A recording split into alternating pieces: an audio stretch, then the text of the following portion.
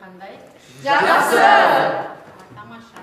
Ал бүгінгі сабақта кім жоқ балалар? Бар түгел. Түгелміз ба? Жақсы.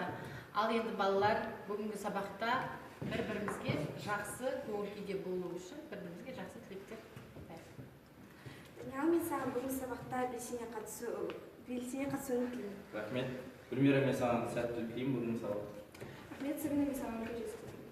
Рахмет. Амира осы сабақта тек қана жақсы қатысып, жақсы баға алды. Рахмет. Бағым осы жаққа сәттілік тілеймін. Рахмет. Сұлтан, саған көптеген жетістіктерге жетуге және бүгінгі сабақтан көптеген мәліметтер алуға тілектеспін. Рахмет. Жанайым бүгін сабақта саған сәттілік тілеймін. Алла, мен саған бақыт тілеймін. Рахмет. Сәбина, саған барлық сұрақтарға оқудан тілектеспін. Махаббат, саған сәттілік. Жасмин, саған бүгінгі сабақта өзіңді жақсы көрсеткеніңе рахмет. Жансай, мен саған жақсы бағалаймын. Рахмет. Данияр, мен саған бақыт тілеймін. Рахмет. Нұрай, мен саған осы сабақта денсаулығын тілеймін. Рахмет. Дамир, алтындай жарқырап жүр. Шолпан, мен саған үлкен сәттілік тілеймін. Рахмет. Назерке, мен саған бүгінгі сабақта көптеген мәліметтер алдым. Рахмет. Жақсы, балалар бүгінгі сабақта барлықтарыңа сәттілік тілеймін. Бүгінгі сабақта барлықтарың сабақты жақсы түсініп, сабақты тек қана 4-5 алуларыңа тілектеспін. Рахмет! Ал балалар үйге тапсырма, қандай тапсырма берілді? Ал, Данияр, қалай? Үйге берілген тапсырма параграф 19 азот қышқылы және оның тұздары және де 5-ші жаттығуды орындап беру. Жақсы, отыра ғой. Ал балалар кәдімгі 5-ші жаттығуды жұмыс дәптерімізден сағат тілі бойынша бір-біріміздің жұмыстарды тексереміз.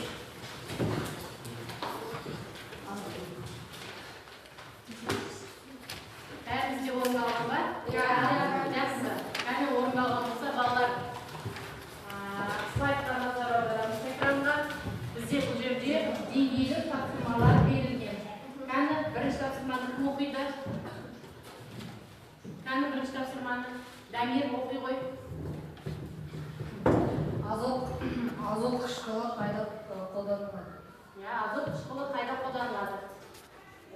Бояулар, дәрі-дәрмектерде, қопарғыш заттарда, асыл металда. Жақсы, отырамын. Келесі екінші сұрақ кім оқиды? Кәне Махаббат оқи ғой. Нитраттар дегеніміз не? Нитрат дегеніміз азот қышқыл тұздарын заттары. Жақсы. Келесі үшінші сұрақ кім оқиды? Нұрай. Нитраттардың физикалық қасиеттері қандай? Таза азот қышқылы, H2O3, күзсіз өзіне тән иісі бар сұйықтық. Жақсы, отырамын. Келесі екінші деңгей тапсырмалары. Құралбаев Данияр. Азот төрт оксиді NH2 Тақтаға жаза қойшы. Келесі Данияр тақтаға жазғанша, кәні келесі сұрақ кім оқиды? Шолпан. Патша сұйықтығы дегеніміз не? Сұйық агрегаттық күйдегі зат, газ бен қатты күйлердің арасындағы аралықты патша сұйықтығы деп атаймыз. Жақсы, отырамын. Келесі азот қышқылының диссоциациялық теңдеуі дейді. Кәні кім шығады оған? Балын.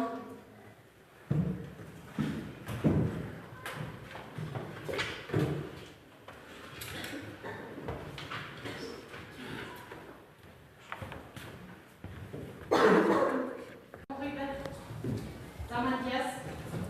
концентрлі азот қышқылы мен мұз арасындағы реакцияны түйіндеуін жаз. Контактаға жаза ғой. Келесі есепті кән кім оқиды?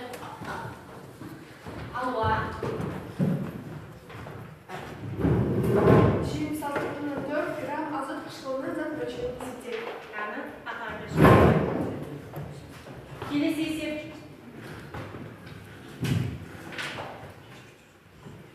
Келесі есеп кім оқиды? Он килограмм конденсат жасы күкірт қышқылымен әрекеттескенде алынған азот қышқылының массасы. Кәнтке қатар шыға ғой.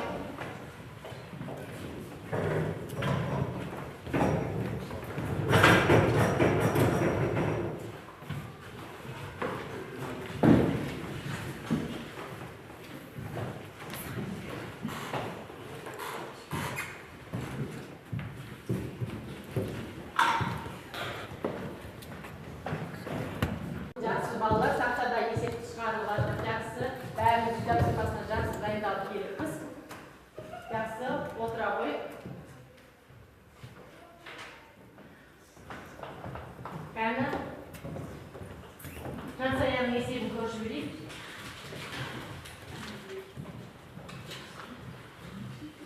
Жансая есебін шығарып жатыр, иә? Жақсы. Кәні балалар, экранға назар аударамыз. Осы видеоны жақсылап тыңдаймыз.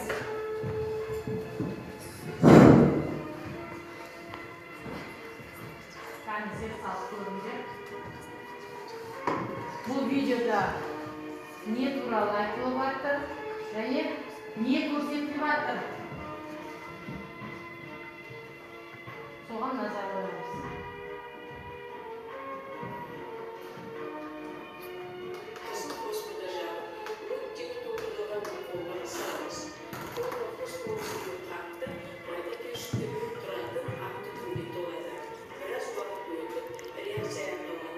Видеоны көрдік. Видеода не туралы әңгіме болып жатыр. Кәні болжам көрейік балалар. Ал. Жорабек, Сұлтан. Мен бұл видеодан фосфор деп ойлаймын. Фосфор қышқылы екенін япон қызыл фосфорды көрдім. Жақсы. Ал балалар ендеше Сұлтан дұрыс тапты. Бүгінгі сабағымыздың тақырыбы фосфор. Яғни біз фосфордың бүгін периодтық жүйедегі орнымен танысамыз. Жақсы. Кәні балалар, бүгін біз сабаққа мақсат қойып, қандай мақсат қойсақ болады? Ал балым. Бүгінгі сабақтағы мақсатымыз фосфордың периодтағы орны, оның табиғатта қолдануы, оның қандай реакцияға түсетінін, қандай элементтермен әрекеттесетінін білу. Жақсы, отыра ғой. Кәні, ал енді балалар, қазір мен сендерге бірнеше суреттер таратамын. Осы суреттер бойынша 5 минут уақыт дайындаламыз.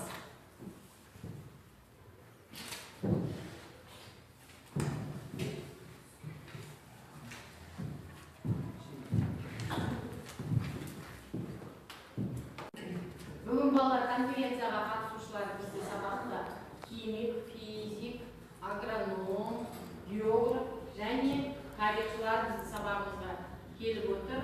Кәні сол кісілерге сөз кезегін берейік. Кәні химик бастаймыз бірінші.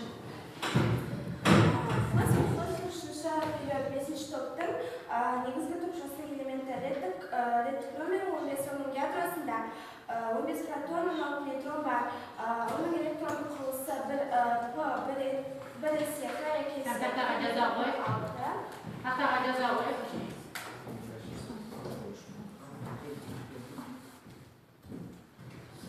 Тақтаға жаза ғой. Келесі бізде тақтаға жазылғанша тарихшыны тыңдайық. Яғни бізде тарих туралы. Менің тарихи деректерім бойынша Гамбург алхимигі философиялық тас ойлап табу жолында көптеген ізденістер жасады. Гамбург бренді бойынша бұл тас қарны жасататын, өмір жасты ұзартатын тас болды. Және ол металдарды алтынға айналдырғысы келді. Және осы тасты ойлап табу жолында зертханада жұмыс істеген кезде зәрді суалтып, құм мен көмірді араластырып, ауаны қатыстырмай қыздырған кезде құтының ішінде жалтыраған бір нәрсе болды. Ол фосфор болатын. Сөйтіп 1669 жылы Бранд кездейсоқ фосфорды ашты. Және оны жалтырағанына байланысты ол пайдаға кенелді. Байларға сатып оны пайдаға кенелді. Сөйтіп 1669 жылы фосфор ашылды. Жақсы, отыра ғой. Кезекте сөз. Масал үлесі 0,12%-ді құрайды. Фосфор табиғатта тек қосылыс күйінде жүзбасында минерал заттардың құрамында кездеседі. Қазақстанда фосфорға бай кен орындары да бар. 20 ғасырдың 30-шы жылдары Ақтөбе облысында фосфорит кені табылған. Және Ақтөбе кен орындарының негізгі артықшылығы ол жақтағы қабаттар жерге жақын және оны ешқандай кедергісіз өндіруге болады. Мұнда жалпы қоры 100 миллион тоннаға дейін жететін ірі кен орындары да бар. 30-шы жылдардың аяқ жағында, яғни 1938-1940 жылдары Қаратауда үлкен бассейн ашылған болатын. Ол жерде 26 кен орны бар. Бассейннің ол жерде ең көбі фосфорит өндіріледі. Жақсы, отыра ғой. Келесі географқа берейік. Физикқа. Фосфордың 3 аллотропиялық өзгерісі бар. Ол ақ, қызыл және де қара. Ақ фосфор ол өте улы зат, суда ерімейді, сондықтан да оны судың астында сақтайды. Түнде ол жарқырап сәуле шығарады. Қызыл фосфор, оның түсі қызыл қоңыр, 2500 градусте от алады. Улы емес, суда аз ериді. Қара фосфор 2000 градусқа дейін қыздырғанда пайда болады. Оның түсі графитке ұқсас және де ол улы емес. Жақсы, отыра ғой. Келесі сөз кезегін агрономға берейік. Фосфордың айтқыштары егіс дақылдарында зерттелінді. Қаратау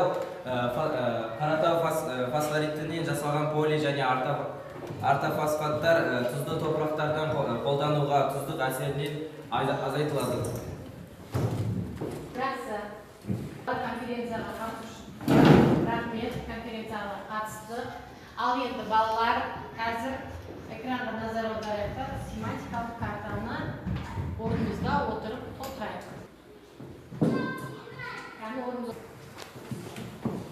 Кәні семантикалық картада қыздар бойынша кәні кім оқиды?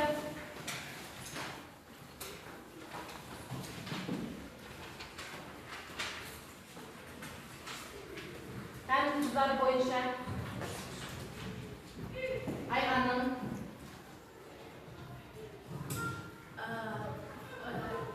Кальций 2, ПО 3, алюминий 3, ПО 4, кальций 2, ПО 4 жатады.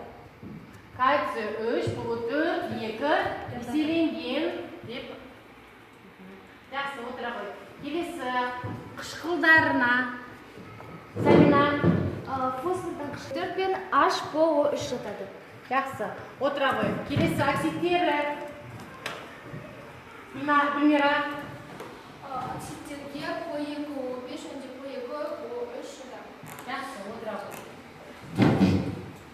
Ал енді балалар, қазір тез-тез есеп беремін, есеп шығарамыз кәні.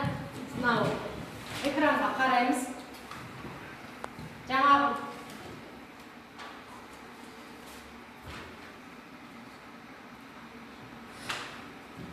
өшір паузаға қой. Кәні тақтадан балалар жауабын тексерейік. Кәні дұрыс па екен? Жақсы. Ал енді қазір есептер шығарайық. Бірінші және екінші есеп. Номері бірінші есепке кәні құрай. Екінші есепке шолпан шығамыз келіп.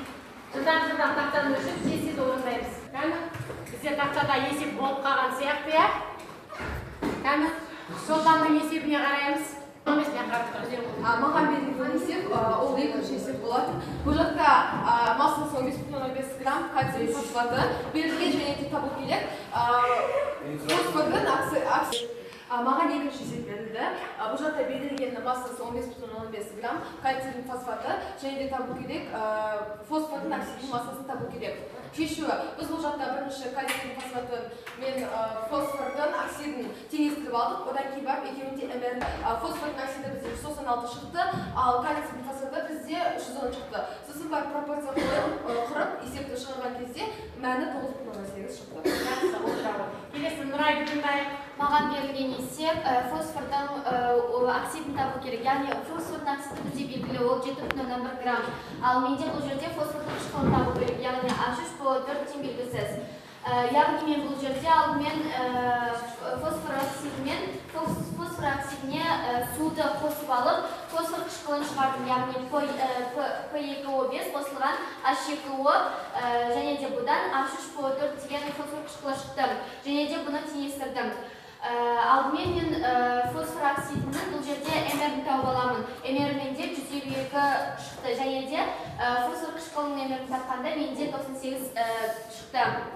Енді мен бұл жерде фосфор қышқылын табу үшін пропорция құрамын, яғни 7,1-ге 136-ны көбейтіп 152-ге бөлемін. Сонда менде бұл жерде фосфор қышқылын 9,1 шықты. Жақсы. Кесте тақтадағы қалыспай жазып аламыз балалар. Ал енді балалар, қазір экранға назар аударамыз. Тақтаға кім шығады? Бағым. Фосфорды 1669 жылы неміс химигі Браун ашты. Фосфор қосылыстарда -3, +5, +3 тотығу дәрежесін көрсетеді. Фосфор ядросында 15 протон, 16 нейтron болады. Жақсы, отырамын. Келесі кім оқиды? Келесі. Алуа, оқи ғой. Фосфор элементтеріне қосылысы фосфоритет деп аталады. Фосфор элементі жай сәттерінде бірнеше аллотропия түзеді, олар ақ, қара және қызыл. Фосфордың жер қыртысындағы массалық үлесі 0,12%. Жақсы. Келесі. Диас. Фосфор нандар, сүт тағам ұндарда, ірімшікте, балықта және де асбұршақта кездеседі. Ауасыз ортада қыздырғанда ақ фосфор қызыл фосфорға айналады, ал жоғарғы қысымда қара фосфорға айналады. Жақсы. Отыра қойды. Ал енді балалар, қазір химиялық диктантымызды тексерейік. Жаңа. Дұрыс па екен балалар? Иә. Жақсы. Ал енді балалар, сендерге үй тапсырма. Бүгінгі үй тапсырма фосфор және кітап номері 3-ші есеп кітабымыздан. Балалар, бүгін сабақта бізде қазір бағалап өтейін.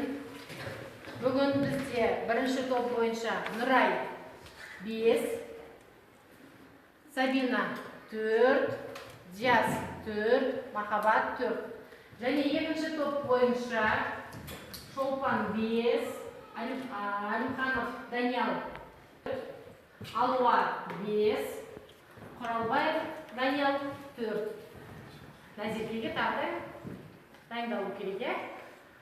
Келесі үшінші топ бойынша Аманбек Бағым 5, Гүлмира 4. Қалғандарымыз келесі сабақта тағы да дайындалып келеді. Жақсы балалар, сау болыңыздар. Сабақ аяқталды.